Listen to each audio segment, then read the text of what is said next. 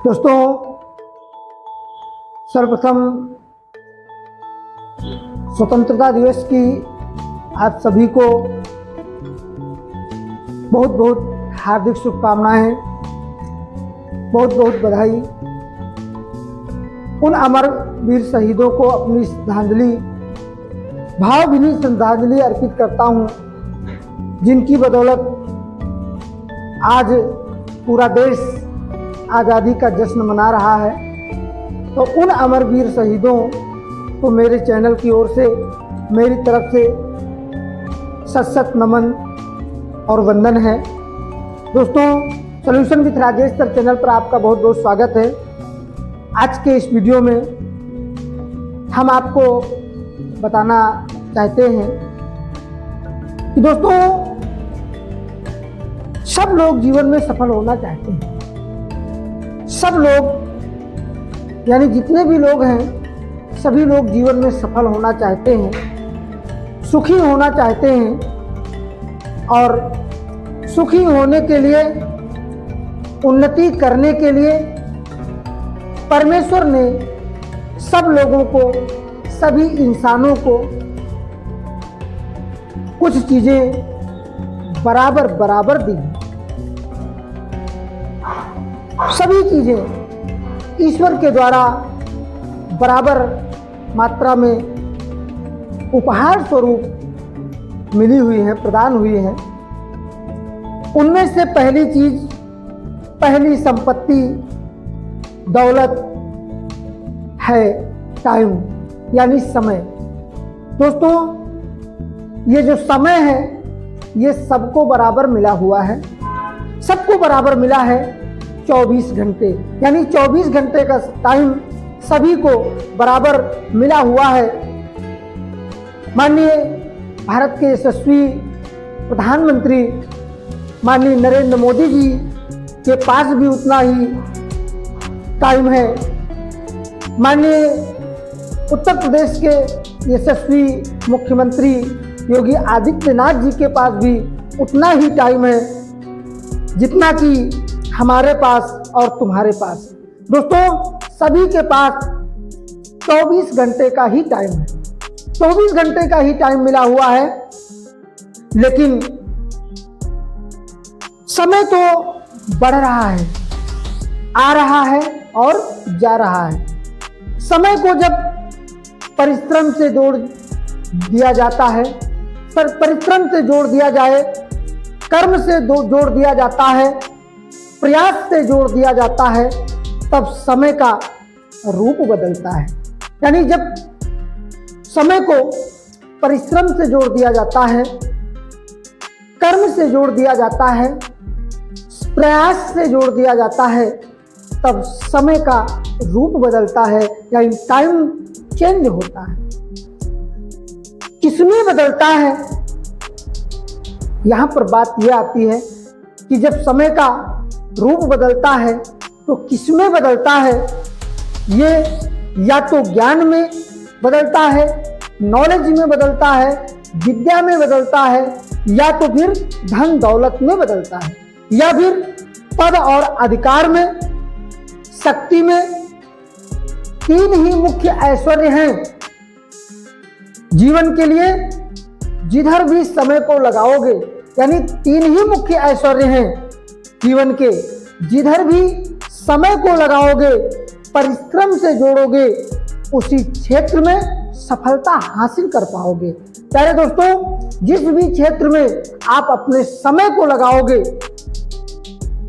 परिश्रम से जोड़ोगे, उसी क्षेत्र में आप सफलता हासिल कर पाएंगे। क्या ऐसा हो सकता है?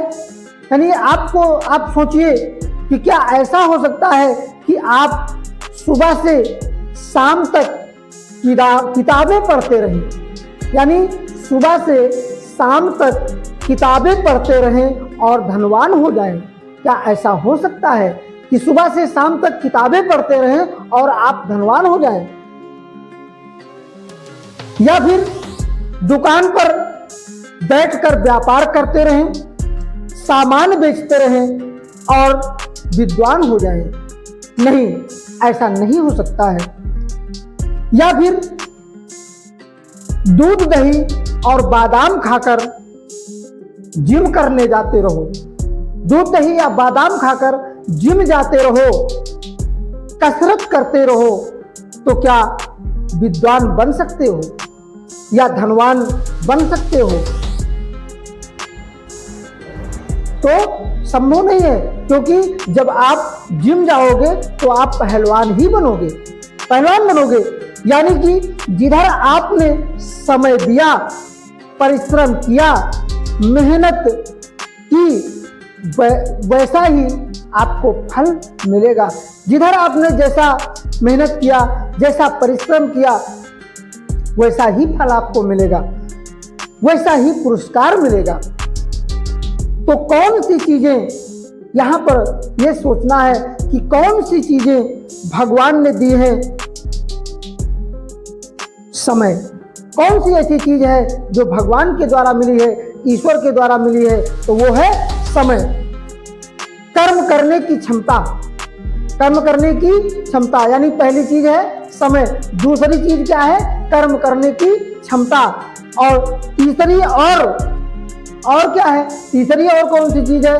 तीसरी और उसको जोड़ देने से, तीसरी ऐसी चीज है जिसको जोड़ देने से कम समय में, कम परिश्रम में ज्यादा सफलता मिल जाती है। यानी जिसको जोड़ देने से कम समय में, कम परिश्रम से ज्यादा सफलता मिल जाती है, और वो क्या है? बुद्धि। वो क्या है? बुद्धि। तो तीसरी चीज कौन सी है? बुद्धि।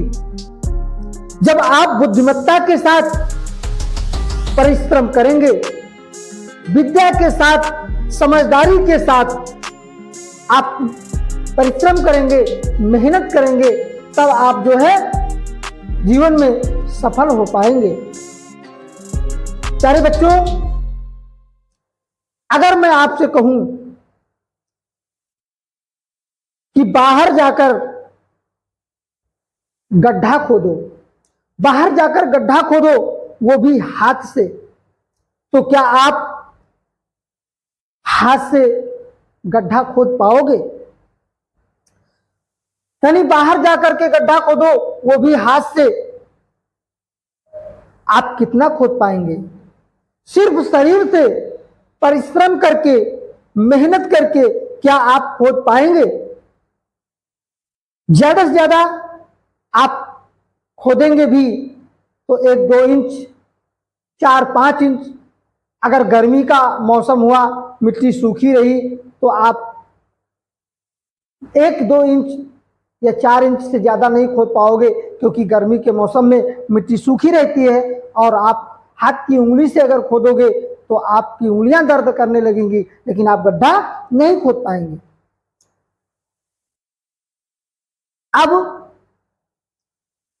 अब थोड़ी अकल लगाओ, थोड़ी अकल लगाओ। अब से कई हजार वर्ष पहले किसी इंसान ने अक्ल लगाई। अब से कई हजार साल पहले किसी इंसान ने अक्ल लगाई। लोहे के एक चौकोर टुकड़े में, लोहे के एक चौकोर टुकड़े में एक लकड़ी का हैंडल लगाया। लकड़ी का एक हैंडल लगाया, क्या बनाया? फावड़ा। फावड़ा बना दिया, कुदाल बना दिया, कुल्हाड़ी बना दिया। और उस फावड़े से अगर खोदा जाए तो लगभग 4 से 10 फीट आसानी से खोदा जा सकता है, और प्रयास करेंगे तो और भी खोदा जा सकता है। आज के इंसान ने बुद्धि और लगाई, आज के इंसान ने और बुद्धि लगाई। साइंस और टेक्नोलॉजी की मदद से जेसीबी का निर्माण किया।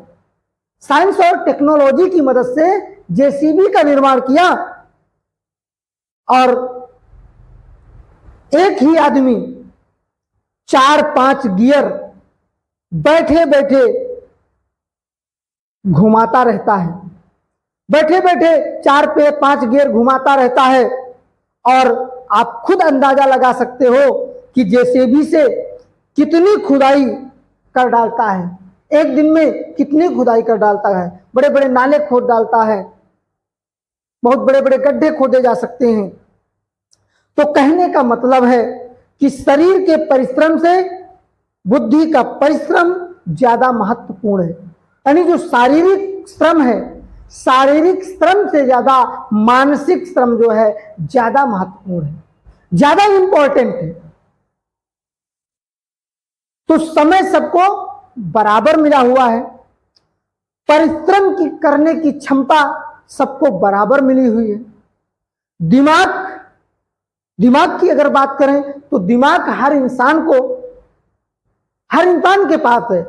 अब ये अलग की बात है कि किसी के पास कम है और किसी के पास ज्यादा है, कोई पागल भी हो सकता है ना। तो अब बात यहां आती है कि दिमाग को विकसित कैसे किया जाए, क्योंकि दिमाग को विकसित करना पड़ता है। जब तक दिमाग को विकसित नहीं करोगे तब तक आप जो है सफलता की दहलीज पर, सफलता की सीढ़ी पर आप चढ़ नहीं सकते, क्योंकि शारीरिक श्रम से ज्यादा मानसिक श्रम ज्यादा महत्वपूर्ण है, ज्यादा इंपॉर्टेंट है। दिमाग को विकसित करना पड़ता है, दिमाग को बढ़ाना पड़ता है। और ये बढ़ता कैसे है भाई? कैसे बढ़ता है? पढ़ाई लिखाई से, विद्या से, यानी विद्या के द्वारा, गुरुओं तथा अध्यापकों द्वारा। जब आप पढ़ते लिखते हो तब आपकी समझ बढ़ती है, जब आप पढ़ते लिखते हो तब आपकी समझ बढ़ती है, बुद्धि का विकास होता है। अच्छा, यहां पर एक बात मैं पूछना चाहता हूं कि 3 इडियट फिल्म कितने लोगों ने देखी? 3 इडियट फिल्म कितने लोगों ने देखी है? बताइए। जो 3 इडियट फिल्म है वो क्या मैसेज देती है? उसका मैसेज ये है कि अपनी पसंद का काम करो, जो आपको पसंद हो वो काम करो, जिसमें आपकी पसंद हो वह काम करो। लेकिन मेरे हिसाब से यह बात पूरी तरह से सही नहीं है, क्योंकि आप खुद बताइए कि जो आपको पसंद है अगर आप वही काम करेंगे तो क्या आप जीवन में सफल हो सकते हैं? क्योंकि आपको तो मान लीजिए कुछ लोग हैं जिनको खेलना पसंद है, कुछ लोग हैं जिनको घूमना पसंद है, कुछ लोग हैं जिनको मोबाइल चलाना पसंद है। अब आप मोबाइल चलाकर, क्योंकि आपको तो मोबाइल चलाना पसंद है, और आप मोबाइल चलाकर क्या जो है कोई काम कर सकते हो, कोई सफलता हासिल कर सकते हो? नहीं कर सकते, है ना। तो अब आप सोचिए कि आपकी मम्मी खाना बनाती हैं, कपड़े धुलती हैं, गर्मी में खड़े खड़े गैस के पास खाना बनाती हैं। अब सोचिए क्या ये काम उनको पसंद है? खाना बनाना, कपड़े धुलना, ये क्या उनको पसंद है? बताइए, नहीं पसंद है, लेकिन ये सब करती हैं। क्यों करती हैं? इसका मतलब जो कार्य महत्वपूर्ण है, जो कार्य महत्वपूर्ण है उसको करना चाहिए, जो जरूरी है उसको कर देते हैं, चाहे वो पसंद का हो या ना हो, लेकिन हम करते हैं। यानी जो कार्य महत्वपूर्ण है, जो जरूरी है उसको हम करते हैं, वो चाहे पसंद हो या ना पसंद हो। और करने के बाद यानी हम करते समय उसमें अपनी इंटरेस्ट को जोड़ते हैं, यानी अपनी पसंद का हम बनाते हैं। क्योंकि अगर आप इंटरेस्टेड नहीं रहोगे कार्य के प्रति तो आप जो है कार्य को ठीक से मन लगा करके नहीं कर पाओगे। अच्छा, इसमें यहां पर कितने लोग ऐसे हैं जो कुछ बनना चाहते हैं? हाथ उठाइए जो लोग कुछ बनना चाहते हैं, वो बताएं कौन से लोग हैं जो डॉक्टर बनना चाहते हैं? कुछ ही लोग हैं जो डॉक्टर बनना चाहते हैं। अच्छा, इंजीनियर कौन बनना चाहता है? कुछ लोग हैं, है ना, जो इंजीनियर बनना चाहते हैं। और टीचर कौन लोग बनना चाहते हैं? टीचर, है ना। तो टीचर बनने के लिए तो बहुत बहुत से बच्चों के हाथ ऊपर हो जाते हैं, है ना। अच्छा, किसान कौन बनना चाहता है? किसान कौन बनना चाहता है? बहुत कम लोग जो है हाथ ऊपर करते हैं कि किसान बनने के लिए, यानी किसान बनना कोई नहीं चाहता। जबकि अगर किसान खेती ना करे और किसान खेत में अनाज पैदा न करे तो फिर क्या जो है हम जो है अपना कार्य सही ढंग से कर सकते हैं? यानी जो है जो अन्न ही नहीं पैदा होगा तो जो सब लोग खेती करना नहीं चाहते हैं तो अन्न कहां से आएगा? तो इसलिए किसान का जो कार्य है बहुत ही महत्वपूर्ण कार्य है, जो वो जा करके धूप छांव में, बदली में, गर्मी के मौसम में, जाड़े में खेत पर काम करते हैं, वो महान है, धन्य है। तो कहने का मतलब क्या है कि यहां पर जो मेन पॉइंट है कि जो है हमारा लक्ष्य निर्धारित होना चाहिए।